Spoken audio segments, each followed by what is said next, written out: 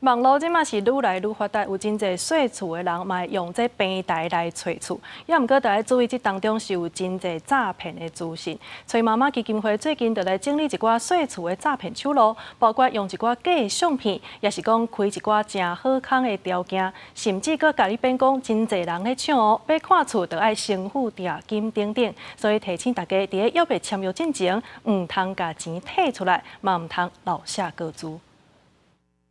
网络发达，民众若是要找细厝的所在，毋免亲像较早共款伫咧外口走踪看看榜的广告，只要上网络敲找，就会当看到各种房型的细节。虽然省袂少时间，毋过嘛要细致，有愈来愈侪诈骗集团是藏伫租厝社团内。一定是从多方的平台去看，然后不会那么直接只依靠一个单纯的广告词，然后就打那通电话。学生要租房子，就是一定会有学长姐有肯租过，就可以找学长姐讨论一下。崔妈妈基金会就整理出最近租厝诈骗的手法。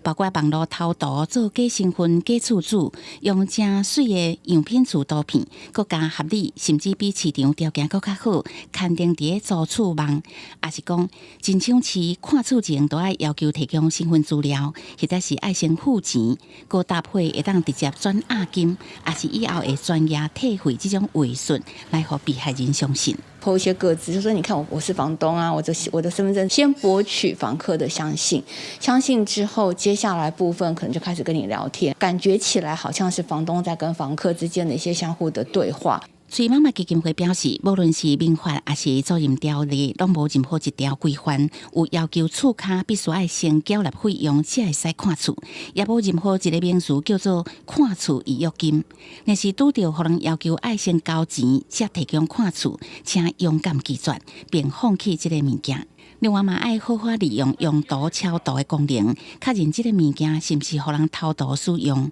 无正式签约前，毋通提供个人任何资料，才会当免互人骗去。记者综合报道。